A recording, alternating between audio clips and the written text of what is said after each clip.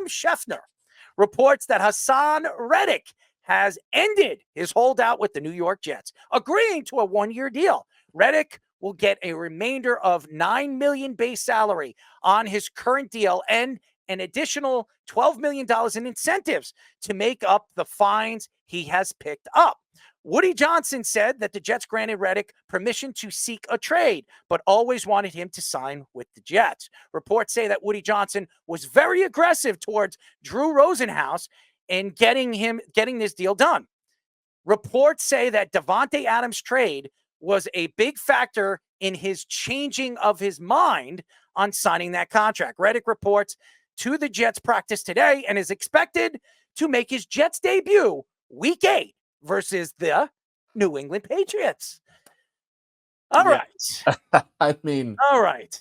You got Rosenhaus, and from all the reports, it sounded like from the get-go they wanted to get something done and gave him options, but it was a 14.25 non-guaranteed contract. Mm-hmm. And it was the last year of his contract. And, you know, when you got a guy like Drew Rosenhaus, but from the sounds of it, Woody wanted to be very proactive in the fact of getting something done, but also giving him the option. And then it comes back to it. Where did the Aaron Rodgers effect come in?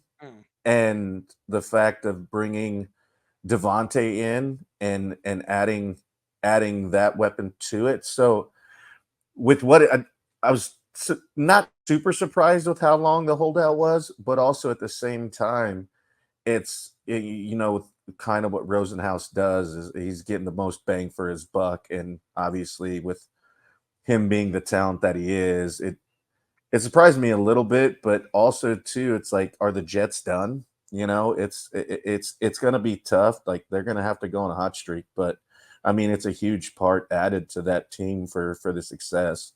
I will say this, and to me, Haason Reddick isn't going to change what the Jets have been doing on third downs. This is a guy, he's a pass rusher. We all know that he's going to be able to get at the quarterback. But remember, he had no offseason. He had no OTAs. He didn't really practice with the team all offseason. He didn't go to the preseason. He didn't work out with the team. That's a big, big loss with Haason Reddick over the last couple of weeks. Now you expect him to step on the field and be what he has been over the last 4 years with the Eagles. It doesn't make sense. It's not going to benefit. Here's the reason why he signed that contract. Because he doesn't want to be here next year. He signed this contract because he knows he can become an unrestricted free agent at the end of this year. Now, the Jets could get compensation, a third-round draft pick, if he decides to part ways with the New York Jets. They do get something back if he decides to leave. But again, the whole point here was Haason Reddick finally made his choice. I don't want to be here. That's why he signed the contract. It had nothing to do with Davante Adams. It had nothing to do with Aaron Rodgers. It had nothing to do with Woody Johnson. It had everything to do with, guess what? I want to make some money. I want to be worth what my price tag is for what I've done over the last couple of years. The problem is he's going to a team that's in a shambles right now. They don't know what defense they're going to run. You saw it last night. They've made a tremendous amount of mistakes in a secondary. You have DJ Reed, who's not 100% healthy. He didn't play last night. You didn't have Michael Carter, who's one of the best slot receivers. You played this kid Mills, and everybody keeps saying, look how well Russell Wilson played. He was throwing on that side of the field. I don't know what you were watching, Keith. There was nothing that stood out to me that Russell Wilson was phenomenal. What he did, there was a lot of friggin' weird plays that happened. How many bounces went the Pittsburgh Steelers' way? Garrett Wilson forgot how to catch. That's what happened in the game. I don't know what was going on with Garrett Wilson. And Davante Adams, he's starting to be eased up into the offense. Davante Adams, as the weeks move forward, you're going to see things open up for the New York Jets because Davante Adams is going to open up the field. But Garrett Wilson made a tremendous amount of mistakes. And by the way, everybody said that, Aaron Rodgers is washed up. Aaron Rodgers threw that interception in the middle of the field. Garrett Wilson should have stepped into the pass to knock the ball away. He did not.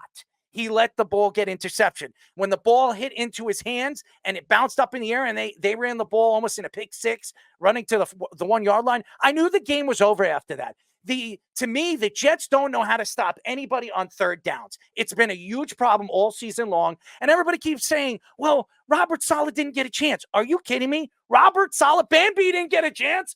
Bambi is a deer in the headlights. He didn't know what he was doing. I don't think Jeff Ulbrich knows what he's doing right now. And you see what Mike Tomlin's doing on the sidelines. His coaching staff is all over there. They're dancing around. The special teams coach is doing his little dances on the sidelines. Yeah, he's chewing his gum. It looks like it was popping out of his ears. I mean, seriously, the Jets made so many mistakes in the last 2 weeks. There's nothing that sells to me right now. If Haason Reddick's there, Devontae Adams there, is going to change everything. I think they need to start over again this season, going into the next season. You can't expect Devontae Adams to just step in there and be the same Devontae Adams and Aaron Rodgers what they were in Green Bay. That doesn't happen overnight. That takes time. That takes considerable time for this team to figure out who's going to get the ball every other down. And that's the thing. Garrett Wilson got the ball. I think Garrett Wilson was being force-fed. That's what he was getting in the game. I'm telling you guys, watch the game. Aaron Rodgers was forcing the ball into spots that Garrett Wilson was. Why? Because he wants to show Garrett Wilson, just because Devontae Adams is here, just because Alan Lazard is there, and they're my guys, you're still going to get the ball. I still think that you're a talent. But you know what? Garrett Wilson is a shell of himself.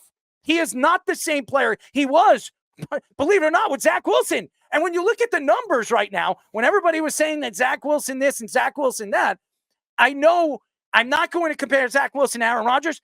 Aaron Rodgers' numbers are down right now from what Zach Wilson's numbers were in week 7. I mean, it's horrible right now. And it's not, and I'm not blaming him. And everybody says the offensive line. Elijah Vera Tucker got hurt last night. There were other backup players that, thank God, it looks like he's going to make a speedy recovery. I mean, he hit his head on the ground. This team is not playing like a team. There's a tremendous amount of talent. There's no question. You saw that Breece Hall had a sensational game. He did. He was open. He was breaking tackles. But guess what? He's doing it in games that they have no chances to win. The Steelers are a great home team. The Jets had a chance going into the first half and first half to being over, to be up 15-6. Then Aaron Rodgers forces the ball in the middle, and the Jets couldn't stop him. They couldn't stop it. George Pickens is a good wide receiver. He's a good wide receiver. Is he an elite wide receiver? He's not. He's not. And what they were doing, they were shifting George Pickens to Mills' side, not on the side that Sauce Gardner was. Why? Because they know that if they attack Mills, which they were attacking him, they were going to get the plays, the mismatches that were going to work in George Pickens' favor. So I'm sorry, ladies and gentlemen, for all you Russell Wilson lovers that think he's so special and so great. Russell Wilson did what every quarterback or every stupid or even smart quarterback's going to do. They're going to throw to the side that the backup corner is going to be. That's what happened yesterday, ladies and gentlemen. Mistake after mistake after mistake, and Russell Wilson just being a veteran quarterback. So, Keith, get the finger out of your you-know-what, okay? Stop telling me that Russell Wilson and Tomlin knew something that we don't.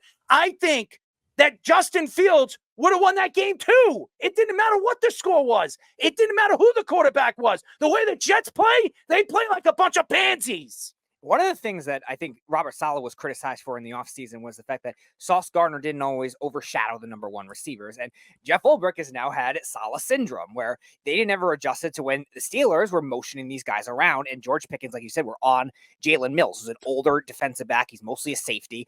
And you look at Brandon Eccles, too, another guy that I like, but is undersized. And it's a tough matchup for somebody as big as Pickens. And Pickens was able to win a lot of those one-on-one battles because of that kind of thing. And Jeff Ulbrich was never adjusting. They were still stubborn and trying to play that same kind of defense. And now you look at Haason Reddick signing too. Yes, it's a good move. It's a good contract for the Jets to try to make that work, but it doesn't solve the Jets defense biggest issues. The Jets defense biggest issue still has been guarding tight ends. The number 2 tight end, Darnell Washington, who was one of my favorite prospects out of last year's draft, but he's the number 2 tight end. He's more of a blocking guy, had a big game receiving. And Freiermuth had some nice plays in that game as well. These linebackers are either stuck in the flats or stuck out of position, and that's on coaching. And that's not something Haason Reddick's going to solve because Haason Reddick's not a coverage guy. And then offensively, like you were saying, Garrett Wilson got force-fed because he was open a lot, but the Steelers caved into that. They said, oh, Devontae Adams is coming here. Aaron Rodgers is going to force-feed his best friend. Let's go double team him. Mike Tomlin, you took that to advantage, said, all right, they're not going to have a good team offense in the second half. And guess who didn't adjust? The New York Jets, because they're stubborn. They're trying to stick to their own game plans, and it just doesn't work that way. Well, yeah, and I think if that's the exact point, Speedy, is like they haven't made adjustments. They haven't done what they'd like, and I think adding pieces to the puzzle is the adjustment. Well, no, and like we've talked about before, in each game, every game is different. You got to react. So, do we go off the analytics, or do we go off feel of like, did you not pay attention to where they were attacking? Like, did we not do that? The Steelers are going to take a concept away eventually. Yeah, 100%. And they just made zero adjustment. And they think just adding these pieces are going to be the adjustment. No, there's got to be a game plan that you see, okay, yeah, this is where we're going. Okay, well, this ain't working. Let's make the adjustment because we've seen how they've made the adjustment. So let's do the same thing with them. And I felt like they just think adding these pieces to the puzzle is going to be the end all that meets all. And I don't think that's it. It's been a huge problem for this team. And again, no matter what Woody Johnson has done, and everybody says that Aaron Rodgers had something to do with Saleh's firing. Who cares? Honestly, who cares if he did or he didn't? It doesn't matter right now. What matters right now is they're 2-5, and Buffalo keeps winning. And by the way, Amari Cooper played yesterday and played pretty damn good. So, again, you're going back, and we're talking about Devontae Adams and Aaron Rodgers and their legitimate combination and all these weapons they have. Look, they still have Mike Williams. Mike Williams was a Pro Bowl player. You have considerably probably the most weapons we've ever seen Aaron Rodgers have. Just think about it. Al Lazard, Garrett Wilson, Mike Williams, Devontae Adams, Breece Hall, Braylon Allen. I mean, you have 6 weapons that other teams do not have. How do you only put up a 15 spot? That's embarrassing. That's absolutely embarrassing. And I don't want to hear it from the Jet fans. And then you hear all the other analysts now. All of a sudden, the Jets are done. I'm not going to mention any names. Anybody that's a Jet fan that follow these guys know the truth. These guys have been on the bandwagon for the last couple of weeks. Now, all of a sudden, they're falling off of it. Get off it. Get off it. And you know what? And I'm not going to throw anybody's show under the bus, but I'm going to throw it. I'm going to throw it in a different way. How about this? If you sit here today and you wonder what the Jets were going to be this year, there was nothing that sold me that they were not going to fall into this hole again. Why? Because this is an organization, no matter who the quarterback is, no matter how many weapons they have, or how good their defense is, they don't show up to the game when it means something. They had a chance to beat the Broncos a couple of weeks ago. It was raining. It's windy. Greg Zuerlein, Greg the friggin' leg, who can't kick the ball in anything. He could probably kick the ball better, faster, up Speedy's ass than kicking it through the hashes. It was absolutely embarrassing. Another game where this guy can't kick the ball. You have to be fearing to kick the ball. Now they're going on 4th downs. Now they're forcing plays that shouldn't happen. When their best kicker, one of the better kickers last year, has completely fallen off. This guy gets a 2-year deal in the offseason, and he's become a high school kicker. Okay, guess where he's from? Where? Nebraska. Nebraska? He's from London. Well, maybe he's kicking cows in the asses now. I don't know. He tried to kick a cow in the ass, but he missed it wide to the right. He probably just missed it. Pain. Yeah, that sounds an accurate depiction of Jets fans. It honestly, as a Jet fan, it's an embarrassment. This team, everybody keeps talking about the Giants and how embarrassing they look. Okay, when you have these the Giants don't have weapons like this. Dable doesn't have weapons like this. You have it. And by the way, for everybody to say that he's washed up, Aaron Rodgers is washed up, he's far from washed up. Okay, he's far from it. Here's the problem right now. They don't know what offense they're going to run. Nobody knows how to run routes. You can see it. They don't know what the hell they're doing. You can see Aaron Rodgers' face light up when he's looking at him and he's pointing to the other side. Where the hell are you going? Where are you running? We practice these plays every single week. How do you not know it? It is embarrassing.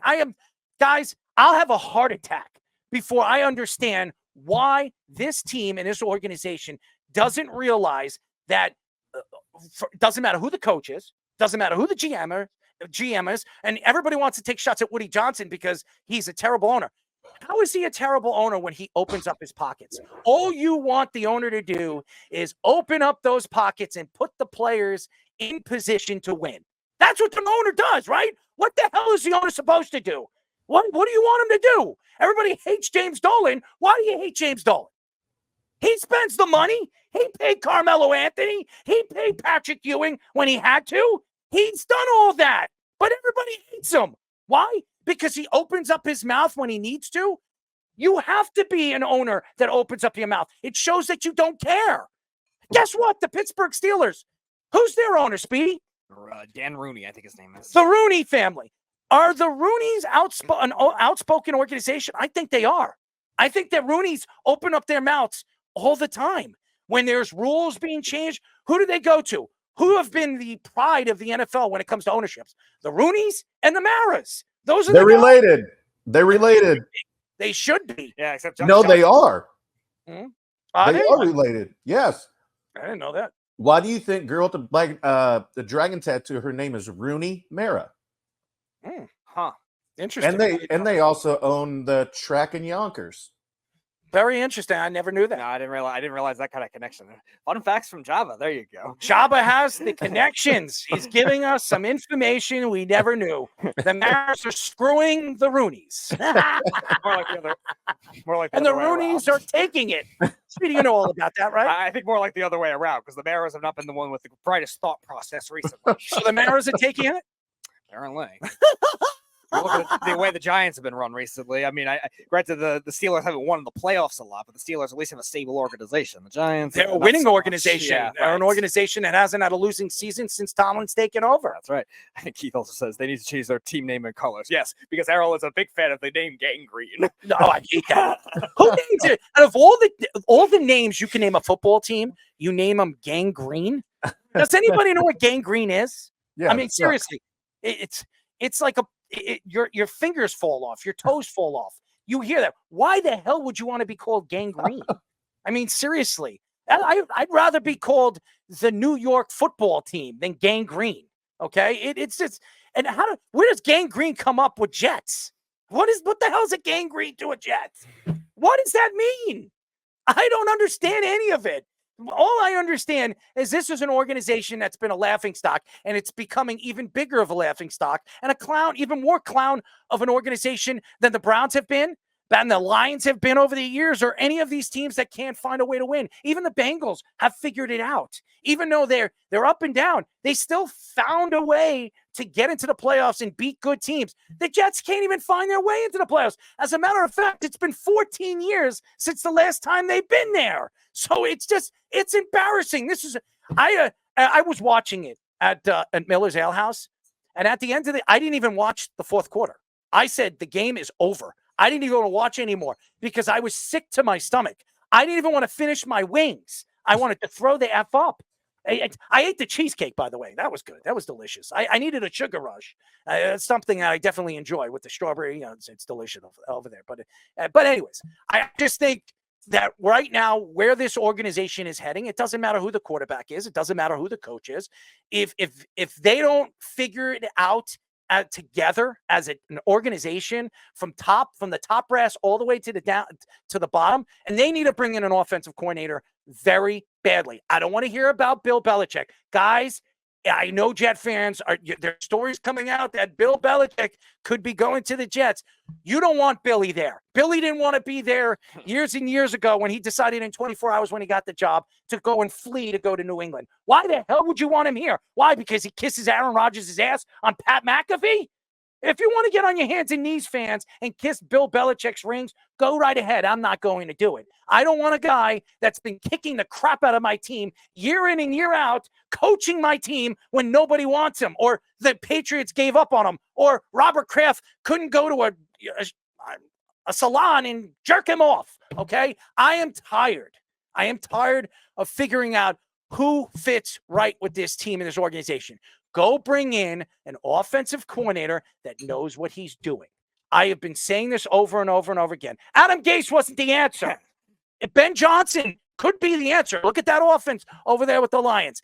Go bring somebody that's smart, understands the game offensively. Yeah, you can find a defensive coordinator. Bring Rex Ryan back as the defensive coordinator. At least that'll bring some clownness to that franchise again. And some toe sucking. I love the toe sucking. Also, the tattoos of his quarterback on his, right. on his wrist, his legs, whatever. I mean, it's, and maybe he'll kiss Speedy, right? No, but I one thing Rex Ryan will love to kiss is the Jets' last playoff appearance when Jabba, you finished your 4th year as a Yankee. There you go. Thank you, Speedy, for making me sick to my stomach even more. Jabba needed to know that. I didn't need to hear that. It just makes me sick to my stomach every time I think about my team and that organization as a whole. And every single Jet fan says every year, this is our year.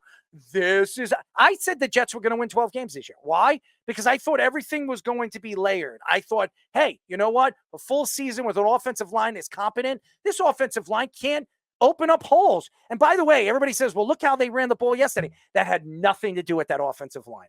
It had everything. Breece Hall finally had a good game. That's all it was. Breaking tackles. That's all it was. That offensive line. Smith is old. I think it's time to move Olu Fashanu over there to the left side, and let's see what the kid has. Let's see what you drafted, because everybody's been taking shots at the Jets that they should have drafted Brock Bowers. Let's go and see what Olu could do at that position. It's about time. They're 2-5. They got nothing to lose. And everything to lose, actually. Yeah, if you want to win 12 games, you have to win out for the rest of the season. They're not winning 12 games. There's no question. I didn't say it was realistic. No, they'll be lucky to win 8 games this year, the way they're going. Yeah. So I don't know what to say about this team. I don't know what to say about this organization as a whole.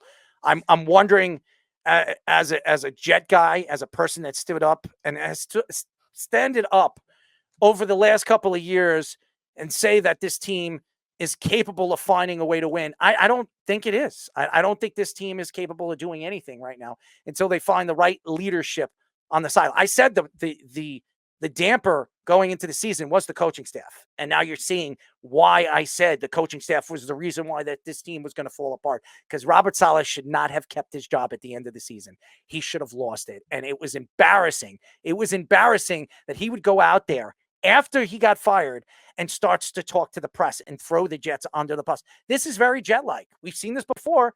Remember Rex Ryan? Do you remember a guy named Pettin? I know. He was Mike Pettin, who was relaying information to the press while things were going on in that locker room. This was Rex Ryan's guy. And he was relaying the information. Now you have Robert Saleh, after walking out, relaying information he should not be relaying after the fact he left or he's been fired by the New York Jets.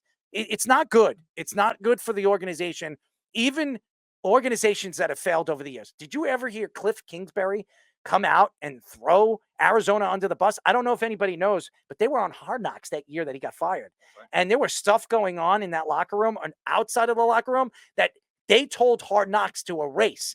They do not want anything. And it started to hit the fan. Crap started hitting the fan after he got fired. And you didn't see Cliff Kingsbury speak to the press, rat out the Arizona Cardinals, because the man understands what it's like to be thrown under the bus. And now you're looking at the Jets, and you know what? Robert Saleh's pissed off. He was upset that he didn't get a chance to play out the season. So he's going to be a bitch, and he's going to go out there and speak to the press. So do you think that where the disconnect was from the coaching staff? Do you think that's the 100%. biggest thing from not only front office to whatever, but the disconnect was in how they approached the team? 100%. It has everything to do with the coaching staff. Ulbrich, I'll say this. Everybody was talking about how great the Jets defense was last year. I think they were ranked 6th or 5th all all around in the NFL defensively and how good they were going to be this year with the additions that they made and all that other stuff. Jeff Ulbrich, go look at the numbers last year. The Jets were one of the worst teams on third downs. What made the Jets good defensively last year was they were the best red zone team in the NFL. Do you know where the Jets are ranked right now in red zone in the NFL? They're ranked 25th. Okay, 25th, from the best to 25th in football. That should sell you enough to understand where the Jets are as an organization. They're falling apart. And now you have Aaron Rodgers on the sidelines, his eyes wide open. Did you see Aaron Rodgers at the end of the game? His head was up in the air.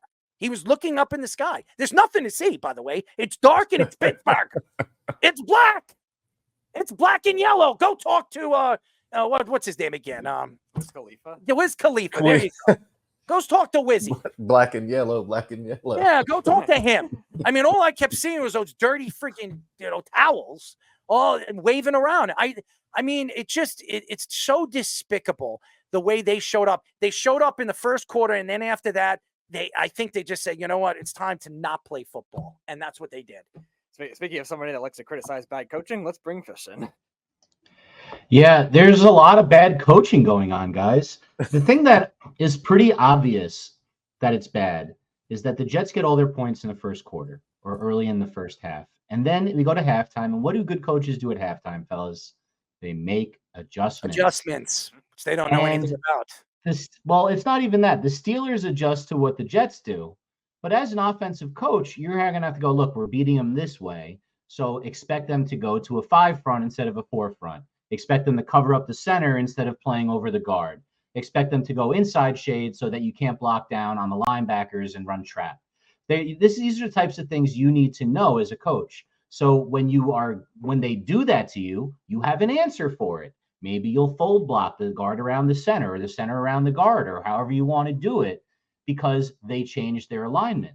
The Jets clearly have no idea how to handle when other teams adjust them because every game, their scoring happens early because they, for the most part, especially this last week, they got 15, all their points in the beginning of the game and they look good. And then the Steelers adjusted and the Jets have no answers to what a good coach does. The Giants, unfortunately, have to face the Steelers next week. So I'm not very confident that they'll have any 4.5 sacks luck. TJ Watt. Don't worry, we're going to get into the New York Giants, and I love to hear your opinion, Speedy's opinion, and Scoop's even, because you guys are Giant fans. And I know you guys don't like Daniel Jones, but that was not Daniel Jones's fault. Again, that offensive line was absolutely putrid. Come on. That's his 4th game with no touchdowns. Like, what are we talking about? The offensive line's not protecting him. I mean, seriously, he got sacked 7 times in that game. I mean, what if? Well, hold on. We'll get into the Giants in just one second because I've got my own thoughts to the New York Giants and that godforsaken organization too. I wonder if you're sitting here today and you look at the move that the Jets made with Davante Adams, and everybody was excited. I was in the gym, guys. I was hanging out because I have to be careful because I hurt my back a couple of weeks. But I'm in the gym. I'm doing my workout, and I'm listening to these guys. We got Davante Adams. Did everybody hear? We got Davante Adams. And I looked at them, and I'm like, so friggin' what? So friggin' what? We got Davante Adams. It doesn't matter because we're not going to be able to use him right in that offense. Who the hell's the offensive coordinator? I mean, we heard Robert Saleh was 3 guys making play calls at one point of the game over the last couple of weeks before he got fired. Give me a break. It doesn't matter who we have if they don't know what they're doing on the offensive side of the ball. And by the way, for all you Jet fans sitting here today and saying Haason Reddick is going to change this defense, who the effing cares? Because it doesn't matter. Even if he gets to the quarterback once or twice here and there every single game, the Jets are going to be down 17, 18 points. It won't matter. So it's so ridiculous. I am so tired of listening to this garbage all over social media. Oh, we're the Jets. We're going to find a way. We're going to find a way to win. We got Aaron Rodgers. We got Davante Adams. We got this guy. We got that guy. I have seen this before. I don't know if anybody remembers the teams that the Jets had when Rex Ryan was there. I don't know. We had LaDainian Tomlinson. We had Bart Scott. Oh, by the way, where are you, Bart? Where are you on social media? In the beginning of the season, say, oh, we're going to have a great year. We got this guy. We got that guy. Where's that big mouth going? I'll tell you where the big mouth's going. It's going to his goddamn salary. Okay? I am so tired of him on social media too, with his big effing mouth. These guys, all these self-proclaimed ex-New York Jets, they sit there with pride. I wear my green. I wear my greens to my heart. And then when they play on other teams, they're over there in Atlanta saying, "Oh, I'm wearing my dark colors too." And I'm not going to mention names because everybody that was a Jet that knows who I'm speaking about, they know who damn well who I'm speaking about. I'm friends with. And Speedy, you know who I'm talking about. Oh, is it Stuart Schweiger, No, second best safety in Jets history? I'm not going to mention any names. I'm not going to mention any names because I don't want to hurt anybody's feelings. But I'm tired. I'm tired of hearing Jet guys come up on social media when the Jets are playing well or the Jets are doing something that they're prideful about this team and this organization. And when the Jets are falling into turmoil, they disappear. They're gone. There's no one speaking about the Jets. And that is the problem with this organization and the follow back from the fans. When they're good or when things are good, the Jet fans are, we're the Jets. We have a chance. We always have a chance. And then when they're bad, we suck. We're this, we're that. It's that guy's fault. It's that guy's fault. It's that guy's fault. It's that guy's fault. How about just take the responsibility? You fans are a bunch of idiots. That's what you are. You are a bunch of fools. That's what I'm going to say. And I don't care if you hate me. You're going to say that I'm not a Jet fan? Fine. I am a Jet fan. I'm a realist. We suck. I got one good news for you though for Jet fans. How wonderful. Let's hear it. Oh boy. The good news is Woody Johnson's going to sell the team. Well, look, the fact that there were 3 offensive coordinators, that is on Woody Johnson for not having the guts to run the organization the right way. I mean, you say he pays for guys, but he also is supposed to create a culture and a structure within the organization. And I've never seen a good organization have 3 offensive coordinators, get rid of their head coach, change the defensive guy to be the coach, and then demote one of the offensive coordinators and make one of the sub guys the guy. What are we doing here? This is a Johnson thing. That's why he's a bad owner, on top of a bunch of other reasons. But that's the one that's most glaring right now. The good news is Devontae Adams is going to get much better than this. He has to learn the system. He has to learn what the calls are. Even Amari Cooper only played limited snaps with the Bills, even though we scored a touchdown. Damn They good, said, "Hey, Amari, run a skinny post, Amari. You'll run in the red zone." And he did, and they threw him a touchdown. It was very simple. Hey, look what I got. Thank you, Josh.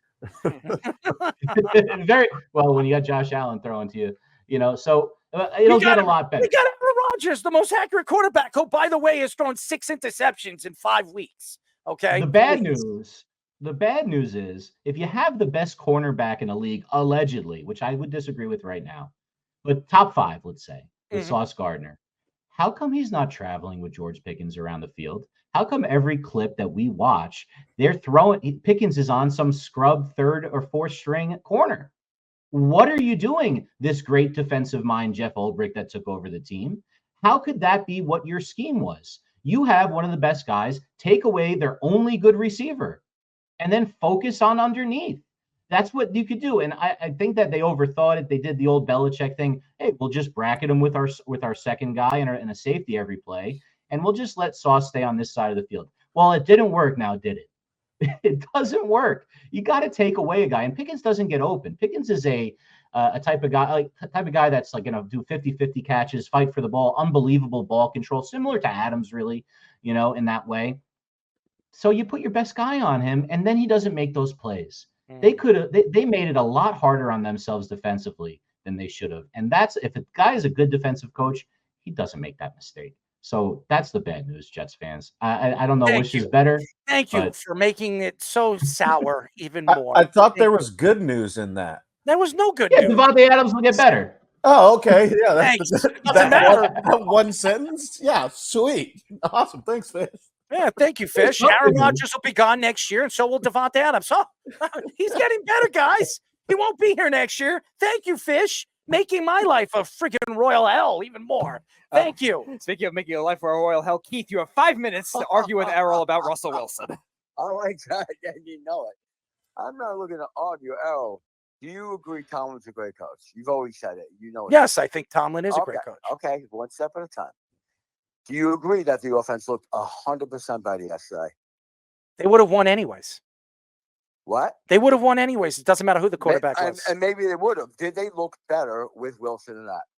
I mean, as far as throwing the did. ball, yeah, he's a better thrower. Okay, and that's why they brought him in. He knows his team better than I. Listen, Like listen, Keith. hold on, let me finish Anybody could have realized that your two best, you have the best secondary in football, and DJ Reed and Michael Carter were out in the game, and all you're going to do is throw it to the other side of the field. It's not rocket science, man. Wait a second. Pickens kicked Sauce's ass.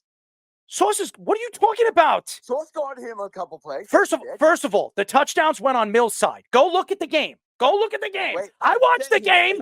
I watched the damn game. Stop yelling. Calm down. I'm not going to calm down. You're going to tell me? Sauce. Okay. Let's book up the numbers. Bring up the numbers. Okay. Let's say he didn't. Maybe I'm wrong. Okay, I'm wrong. I guess I didn't see him guard him. You know what? Did he make great passes to Pickens where Pickens was irrelevant every other game until last night? No. Yes, he did. Streety. No. Admit it. Did No. he make a No, great he pass wasn't. to him? No, he You wasn't. admitted, Streety, earlier. Pickens was. He made a great pass to Pickens over the shoulder and on his touchdown. Both That of them wasn't right on on the Sauce, money. though. No, I didn't say it was. The I didn't say touchdown it wasn't. was. Yeah. I didn't say it was. I didn't say it was. I said, Keith, it's a great pass. Keith, you could have That thrown that Fields pass did. the way Mills was No, playing. no. Mills was terrible, man. He That was the listen, worst was corner play I've going ever on seen a that, corner though. ever play. Errol, on that. I put a high school kid over there. What I'm saying is Fields can't make that pass and hasn't made it all yet. Fields would definitely make that. Mills No, couldn't catch a. He couldn't catch a Okay, nosebleed. Errol, simple question. Does he know his team better than us? Like I He told can catch a you cold, by the way. I'm sure. Does he know his team better than us? Yes, but That's it. you don't Bottom take a line. quarter. You don't take a quarterback out when you're winning. Okay, Yes, you don't do that. when you're playing You shit don't do teams. that, Keith. It was That's the not win right. schedule. That's He not did right, do it, Keith. And it was the right thing to do. It- and Pickens was Okay, happy. we'll see. No. Wait until they play next. Well, they're playing the Giants next week. Wait until the Giants are done. Wait until they play a real team. Errol.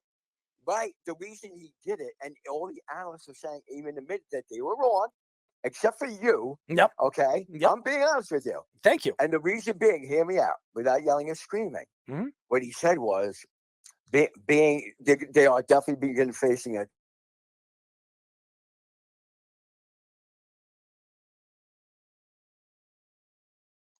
Did we lose him? I think he's gone. Au revoir, Keith. He guyed. Oh no, they're muted. They lost us. Let me tell Speedy. Errol's muted. He starts to muted. lose. There we go. You're going to see Justin Fields. And then we're going to be Justin Fields? talking because Justin Fields changed the dynamic of the game because he can actually run. That's You know what? something that he has that They don't Russell need Wilson to does run, not. 'cause now they have a running game that's even better because they also have the threat of the pass, which they didn't have with Justin Fields. Tomlin knows more than you, and he knows more than me, and he knows more than all the analysts. And when you guys are questioning his decision, to me, that's ridiculous because he wants to win, and he's one of the greatest coaches in the history of the game. Hey Keith, you want to know here? You Goodbye. want to hear this stat? Goodbye, Keith. We What? love you, Keith. Thank you. I Goodbye. love you too. My point. Goodbye. He doesn't want to hear stats. He wants to hear his own voice. When That's he was key. primary, when Sauce was the primary defender, he was targeted once, and that was the pass interference. That was it. They did not throw to Sauce's side. That was the game plan, Keith. That was the game plan. I got news for you. If DJ Reed played in that game and Michael Carter played in that game, I guarantee you the game was a lot closer, and maybe the Jets do win. Maybe because there were balls being bobbled all over the field, and George Pickens was coming down on it because Mills didn't even know his ass from his tailbone. He had no idea what he was doing. The kid shouldn't have been playing. They were guessing. It was a guessing game. That's what the Jets were doing in the secondary. It was a complete guessing game, and I'm tired. I'm tired of hearing, well, Tomlin knows what he's doing. He's winning. Tomlin, how many championships did Tomlin win? He's won one. When was the last time he won one? Yeah, well, earlier than the Jets made the playoffs. I don't care about his winning record. You play to win the game, like Herm Edwards said. And by the way, I don't know about you. This is a team that had something with Justin Fields. And Russell Wilson isn't the future. Justin Fields could be the future. You stick to the future. You stick to the guy that has gotten you there. And you're going to tell me Justin Fields wasn't going to find a way to win that game? The Jets secondary was putrid in the game. Stop this, Keith. It's just ridiculous. Saying that their running game is better without Justin Fields, wrong again. So you can say whatever you want about Russell Wilson. Russell Wilson does not get along with people. He doesn't get along with, as far as the locker room is concerned. Coaching staffs couldn't stand him. Sean Payton decided, by the way, the Broncos are still paying him while they're paying his salary while he's playing for another team. What does that tell you? Tomlin knows. Tomlin knows best. Let's have a TV show. How about this? Tomlin knows best, and you can be his lead producer, okay? Because you want to lick his ass. Sorry, that's the way I feel. No, Fish, you were right though. Mills got cut from the Giants 3 weeks into spring training. Yep. That's who you guys had out there. That's Yeah. that guy. I I'm just couldn't make watching, this by the way. vaunted Giants secondary. Just embarrassing. I just don't understand why you wouldn't have Sauce Gardner travel. I guess, like maybe he's just better on that side of the field with his technique, but that's ridiculous at the cornerback position. You've got to move him around. And I think, going to your point, Errol, about why they brought in Russell Wilson, I think this type of team, when they had all the backup corners in, you want someone who could push the ball downfield a little bit more than Fields. Fields isn't exactly that type of spread quarterback that's going to do it. You want to be able to run a little bit. You want to have some play action with Fields. If it wasn't working, I guarantee you they would have stayed, or they had all their corners ready. I think they stay with Fields in this game, because then they would have not been able to throw, and they would have wanted the mobile quarterback. You might see that going forwards, because as Tomlin said, that's why he's so well compensated. When they asked him how he knew to do this, that was his answer, which was a fantastic quote from that guy.